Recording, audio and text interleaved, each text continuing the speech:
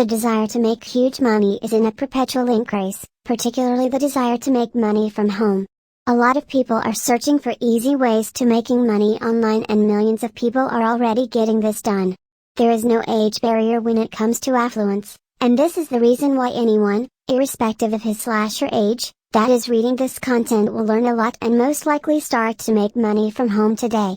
Are you a work-at-home mom, a student, or just a person looking for online jobs? Commence on perusing this article, for it will teach you different ways to earn money without investment. Here are 3 easy ways to making money online. 1. Affiliate marketing. Affiliate marketing is another profoundly effective way to earn money without investment. However, investing money in getting traffic may seem as a better affiliate marketing approach. Affiliate marketing has to do with promoting a product or website to get a commission based on a prior agreement.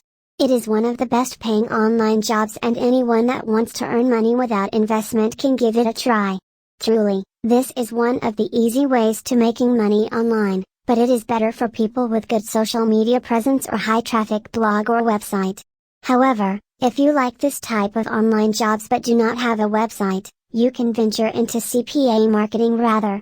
CPA, cost per action, marketing is a type of affiliate marketing where you get paid for making people take some actions.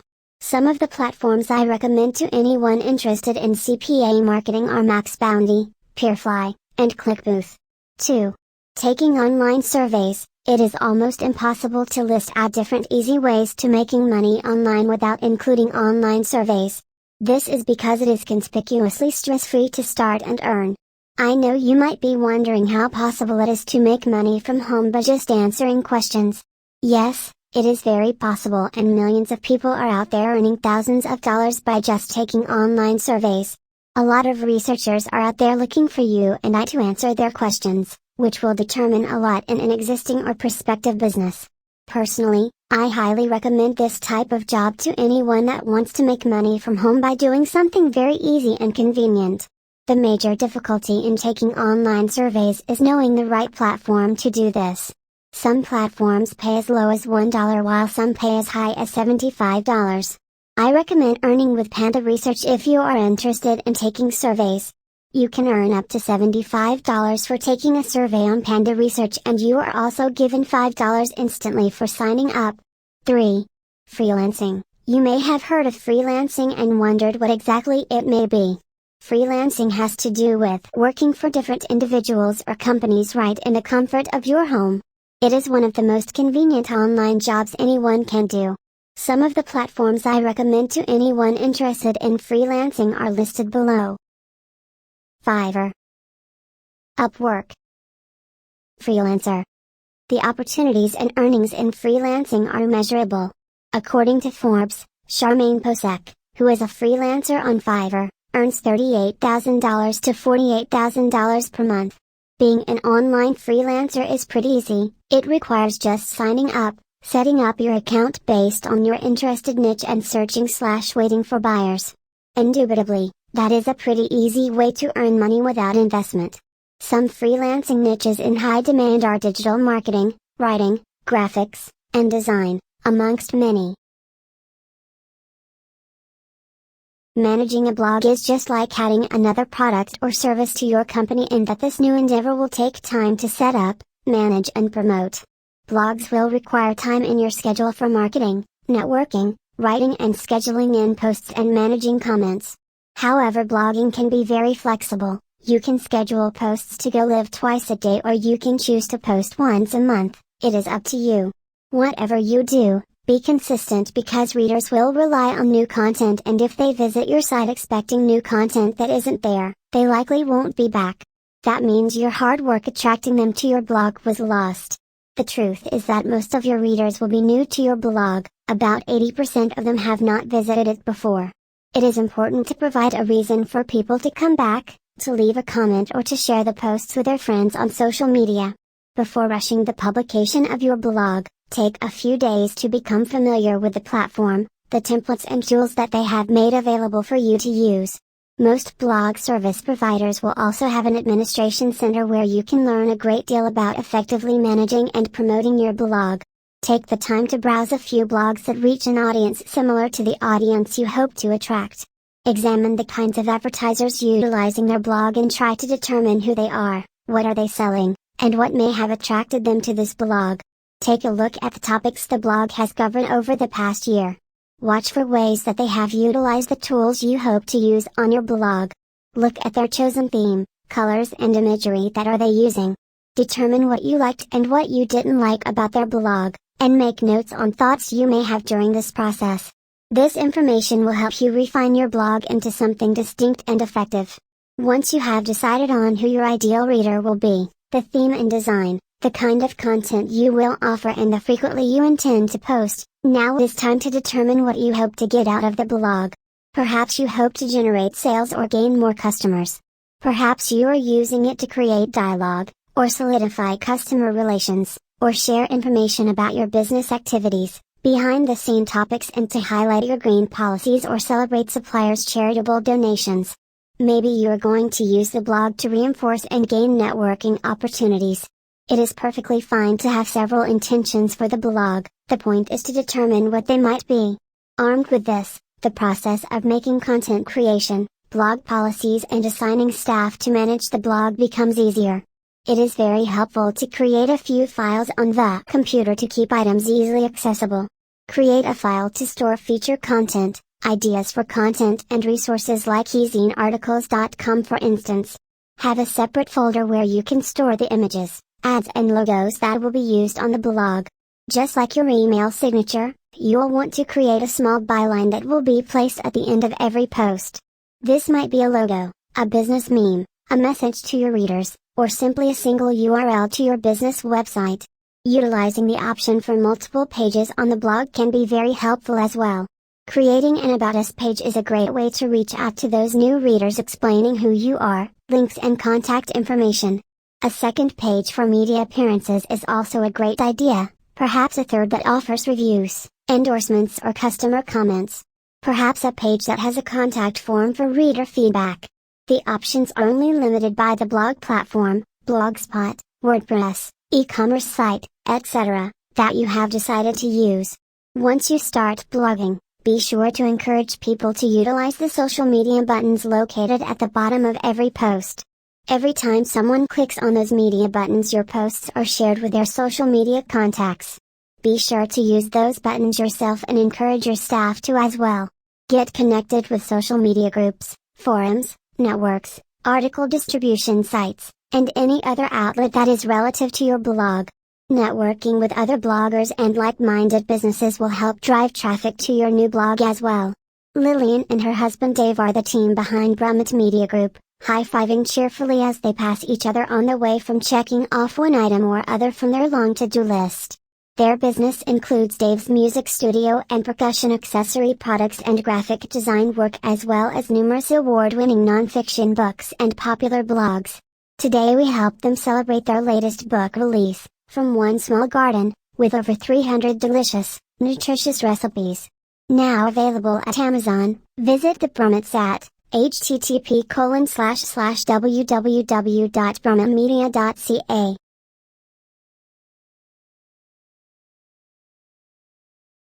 While managing a blog may not fit every single business strategy, they can be used in such a diverse number of ways that businesses should never overlook the value of having their own blog. Unfortunately, blogs have the reputation of being a time-consuming activity, and they can be, depending on how you decide to run your blog. How often new posts go up is really up to the individual, and because of this flexibility, blogging can be very doable for most businesses. Blog posts, for instance, might only go live when the business has something to announce. Others may decide to post monthly, bi-weekly or twice a week. Initially, I started blogging back in 2004 in order to help promote our business, with Dave providing the graphics, imagery and ads. Over time, my passion for blogging grew exponentially, the simple act of sharing information that has a very good chance of influencing positive change in the world. That is an incredible feeling.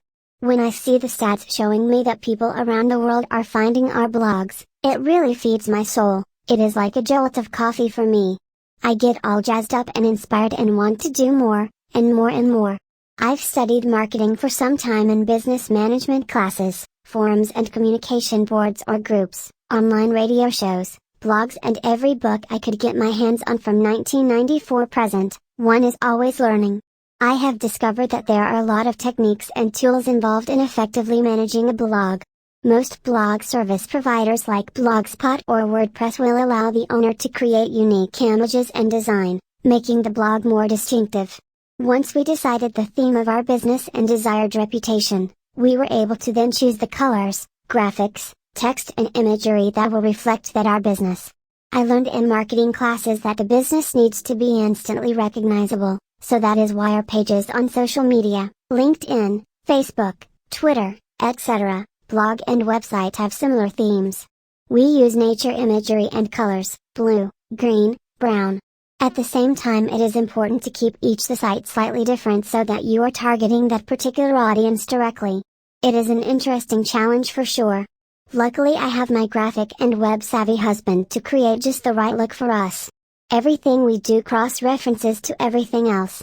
For instance, the Brummets Conscious blog has links to our social media outlets, author page on Amazon, Dave's Drum Studio, our music blog and to our website. It also has several pages that people can find by clicking the tabs just below the header. A media page offers links to recent media appearances, a page for product reviews and the About Us page can be found there. We also put together a special page for the local area, connecting volunteers with opportunities for new experiences. Similarly, the BrummanMedia.ca website links to our social media, blogs, etc. Every blog post has little social networking share buttons, so I always utilize those as well. I'll post on social media and social networking groups, send out invites for submissions, make efforts to highlight special appearances, or to create awareness about an event. These days I spend a lot less time blogging than I ever have, by choice. In the beginning I was probably doing about 10 hours a week working on the behind-the-scenes activities from dealing with queries to writing, scheduling and uploading daily posts, searching for content or writing it. I spend a few days per month, scheduling posts, often 5 to 6 months in advance, and then drop in once every few days as needed to manage comments, check out the stats, etc. To see what we have done, check out our 2 blogs. Brummets Conscious blog's topics center on promoting conscious, green, proactive and positive lifestyle. We hope to inspire our readers, helping them realize the value of their efforts to make the world a better place. We offer networking opportunities in the form of publishing submitted articles, poems, announcements and resources or our product review services. http://consciousdiscussions.blogspot.com. Dave and I also have a second blog for drummers and percussionists, https://drumitwithbrummet.blogspot.com, where readers will find quotes, articles, interviews, product reviews, amusing stories, memes and more.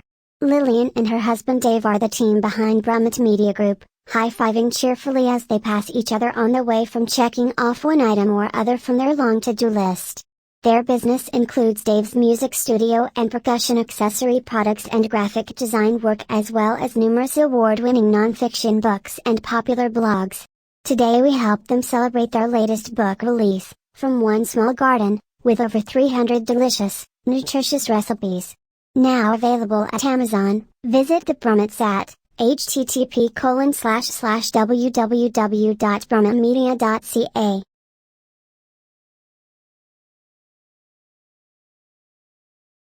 Transformation of soil from a strong kingdom to a liquid nation due to accelerated strain and differential settlement of footings is referred to as soil liquefaction. The features to be taken into consideration on the stage of architectural planning and structural layout of buildings for protection towards earthquakes are: A. Building configuration. B. Foundation. C. Control on openings in partitions. D. Reinforced concrete bands in masonry residential buildings. E. Vertical reinforcement. Protection measures towards floods are: I. Residing on river banks and slopes on riverbanks need to be prevented.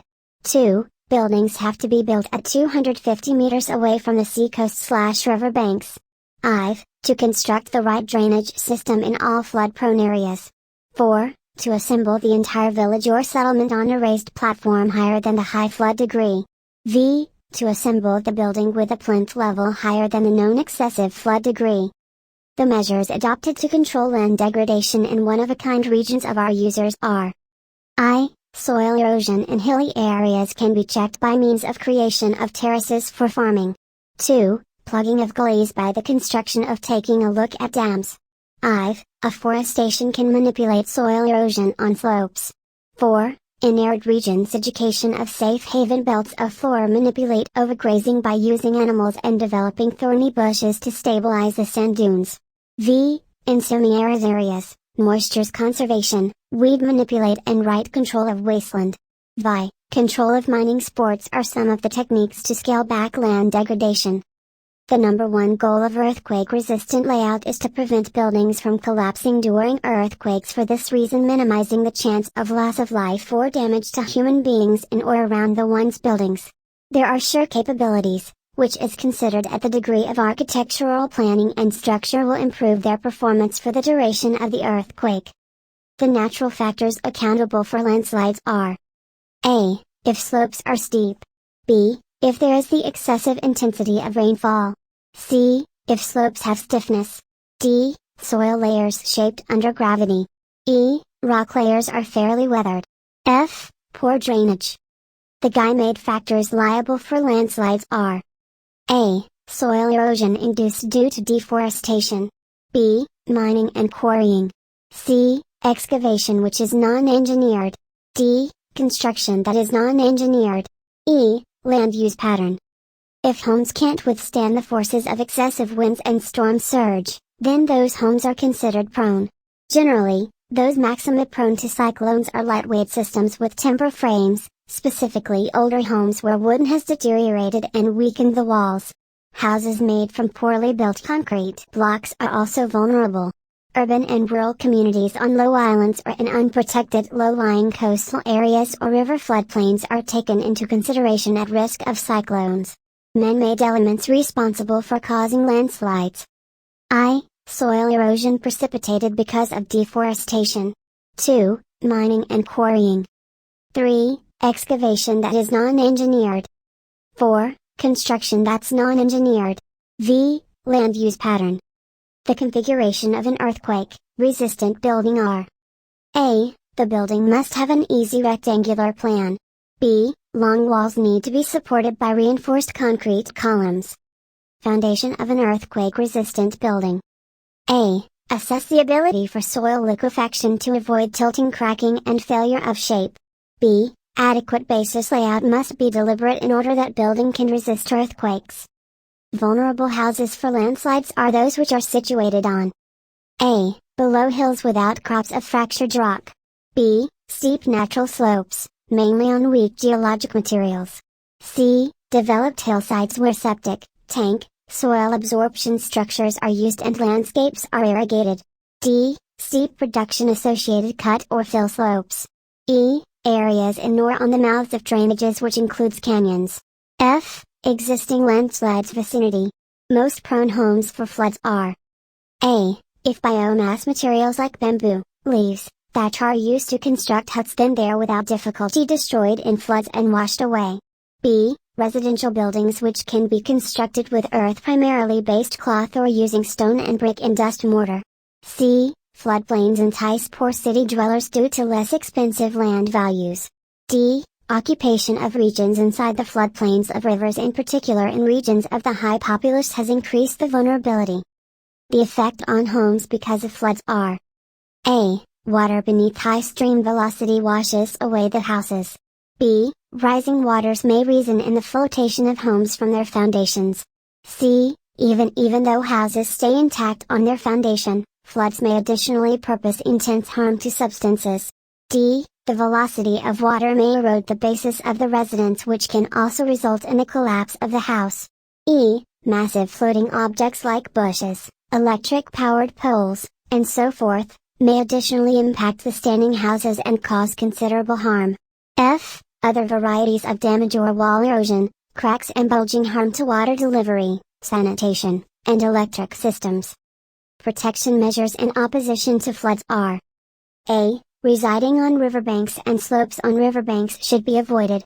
B. Buildings ought to be constructed at 250 meters away from the seacoast/riverbanks. C. To construct the right drainage systems in all flood-prone region. D. To assemble the complete village or agreement on a raised platform higher than the high flood degree.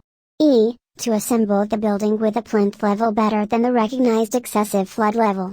The outcomes of cyclones on buildings are I. Punching and blowing off of corrugated iron roofing sheets attached to steel trusses. 2. Brittle failure of asbestos, cement sheeting of the roofs of commercial sheds. Failure of those sheets is generally ridges and gable ends. I. Failure of large commercial buildings with lightweight roof coverings and lengthy/tall walls because of an aggregate of inner and external pressures. 4. Failure of roofing factors and walls along the gable ends especially due to excessive inner pressures.